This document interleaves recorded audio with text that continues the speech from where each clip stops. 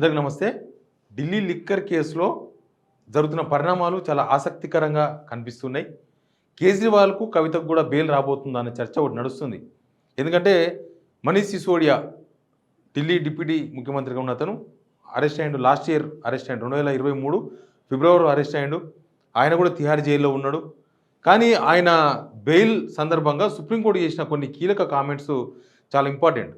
ఇప్పటివరకు ఈడీ, సిబిఐలు రెండు కూడా ఈ బెయిల్ ఇవ్వకుండా ట్రయల్ కోర్టులో అయినా, ఢిల్లీ హైకోర్టులో అయినా ఒకే రకమైన వాదనలు వినిపించినాయి. ఏంటంటే వీళ్ళు బయటకు వస్తే సాక్షులను తారుమారు చేస్తారు, సాక్షులను బెదిరిస్తారు, వీళ్ళు ఈ కేసు మొత్తం మ్యానిపులేట్ చేస్తారు అనేది ప్రధానమైన ఒక ఆర్గ్యుమెంట్.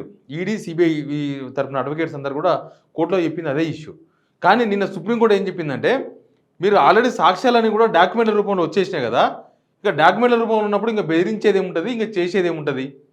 అసలు దీని మీద ఇప్పటిదాకా విచారణ స్టార్ట్ కాలేదు. ఛార్జ్షీట్ వేయాలి. ఛార్జ్షీట్ ఎప్పుడు వేస్తారంటే త్వరలో వేస్తామని చెప్తున్నారు. కేవలం వీళ్ళని జైలులో ఉంచడానికి మాత్రమే ఈడీ, సిబిఐలు ఈ విచారణను పొడిగించే ప్రయత్నాలు చేస్తున్నాయా? మీరు కోరుకున్నట్లుగా జైల్లో పెట్టలేము ఎక్కువ రోజులు, కొన్ని న్యాయ సూత్రాలు ఉంటాయి, వాటికి అనుగుణంగా తీర్పు చేయాల్సి ఉంటుందని ఇక్కడ అయింది. ట్రయల్ కోర్టుకు ప్లస్ ఢిల్లీ హైకోర్టుకు కూడా సుప్రీంకోర్టు సీరియస్ అయింది. ఎందుకంటే బెయిల్ వీళ్ళు ఎప్పుడు బెయిల్ మీద విచారణకు వచ్చినా ఆ బెయిల్ను తిరస్కరిస్తూ వచ్చారు. మనీష్ సిసోడియా విషయంలో దాదాపు 12-13 సార్లు ట్రయల్ కోర్టు ఒక పక్క, ఢిల్లీ హైకోర్టు ఒక పక్క ఎప్పటికప్పుడు చెప్తూ వచ్చిండ్రు. ఈవెన్ సుప్రీంకోర్టులో కూడా ఆ వాదన జరిపినప్పుడు అదే వాదన జరిపిండ్రు, మేము విచారణలో ఉన్నాం, విచారణ నడుస్తుంది అని. దాదాపు దీనిలో 400 పైన సాక్షులను పేర్కొన్నారంట. ఆ సాక్షులను ఇప్పటిదాకా విచారించిండ్రా లేదా తెలియదు. యాక్చువల్గా కేజ్రీవాల్కు ఈడీ విషయంలో బెయిల్ ఇచ్చింది కోర్టు. ఆ ఈడీ బెయిల్ ఇచ్చిన గ్రౌండ్ కూడా అదే గ్రౌండ్. ఏంటంటే ఈడీ ఇప్పటిదాకా ప్రూఫ్స్ పెట్టలేదు. ఈడీ ఏంది, దీనిలో ఏదో కుట్రకోణం ఉంది అనే యాంగిల్లో, దీనిలో ఒక మనీ లాండరింగ్ జరిగింది అనే విషయంలో కుట్రకోణం అనేది సిబిఐ విచారిస్తుంది. మనీ లాండరింగ్ విషయంలో అంటే డబ్బులు చేతులు మారినాయి, ఇక్కడ నుంచి అక్కడ మారినాయి, అక్కడ నుంచి ఇక్కడ మారినాయి, కవిత 100 కోట్లు ఇచ్చింది, ఆ 100 కోట్లు నాయర్ తీసుకున్నాడు, నాయర్ దగ్గర నుంచి కేజ్రీవాల్కి వచ్చింది అని ఇట్లాంటి వాదనలు ఒక స్టోరీ ఒకటి, కుకింగ్ స్టోరీ ఒకటి ఉంది. ఆ స్టోరీ ఒకటి నడుస్తుంది. కానీ దానికి ఆధారాలు కావాలి. 100 కోట్ల రూపాయలు ఎవరు తీసుకున్నారు, ఎక్కడ తీసుకొచ్చిండ్రు, ఎక్కడ ఇచ్చినారు, ఏ రూపంలో ఇచ్చినారు, దానికి సంబంధించిన ఆధారాలు ఈడీ సబ్మిట్ చేయలేకపోయింది. అందుకే ఆ గ్రౌండ్లో కేజ్రీవాల్కు ఈడీ బెయిల్ ఇచ్చింది ఆల్రెడీ. ఇంకా సిబిఐ ఏంది, సిబిఐ మళ్ళీ దీనిలో ప్లానింగు, కుట్ర, ఎక్కడ మీటింగ్ పెట్టిన వీళ్ళు ఏం చేసిండ్రు, ఈ అంశం మీద కేజ్రీవాల్ను మళ్ళీ సిబిఐ కేసులో నడుస్తూ ఉంది. ఇప్పుడు మనీష్ సిసోడియా విషయానికి వచ్చేసరికి, మనీష్ సిసోడియా విషయంలో సుప్రీంకోర్టు చేసిన ఈ కీలకమైన కామెంట్లు ఏంది, మీరు విచారణ చేస్తున్నాం అనే పేరుతో ఇన్ని రోజులు వీళ్ళని జైల్లో ఉంచడం కరెక్ట్ కాదు అని ఒక విషయాన్ని సుప్రీంకోర్టు చెప్పింది.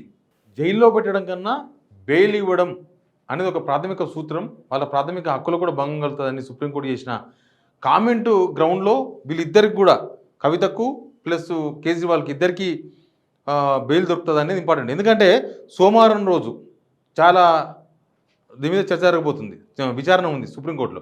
ముఖ్యంగా మనం ఈ మధ్యకాలంలో చూసినాం, కేటీఆర్, హరీష్ రావు వీళ్ళంతా ఢిల్లీ పోయి దాదాపు 3-4 రోజులు అక్కడనే ఉన్నారు.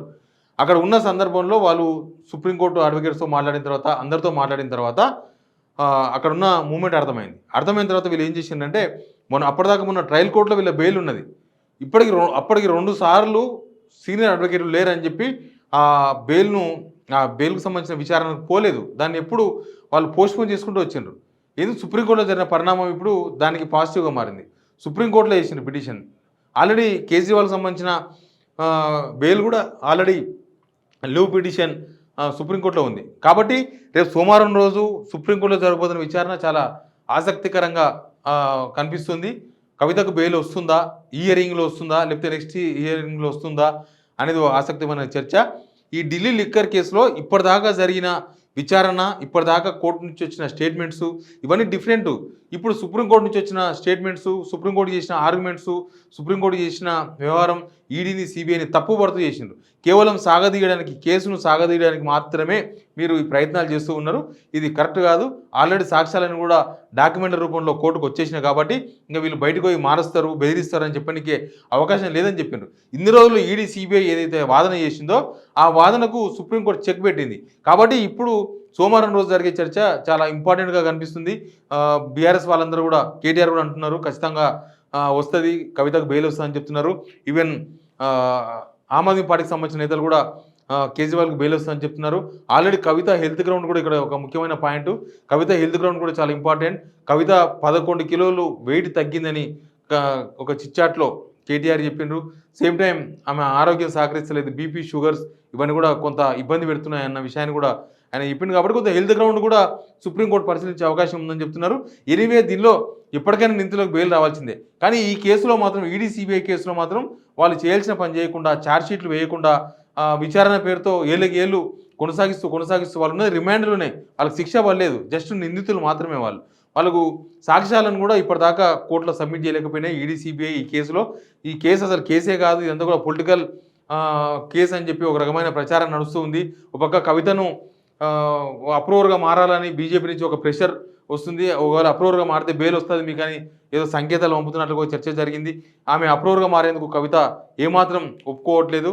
ఆమె ఖచ్చితంగా కేసులో కొట్లాడాల్సిందే, ఈ కేసు పొలిటికల్ రివెంజ్ కేసు మాత్రమే అని కవిత గట్టిగా చెప్తున్నారు. ఎనీవే సుప్రీంకోర్టులో జరిగే పరిణామాలు మాత్రం చాలా ఆసక్తికరంగా కనిపిస్తున్నాయి. కాబట్టి సోమవారం రోజు ఏం జరగబోతుంది, సోమవారం రోజు కవితకు బెయిల్ వస్తుంది అనేది చూద్దాం. Please subscribe signal TV.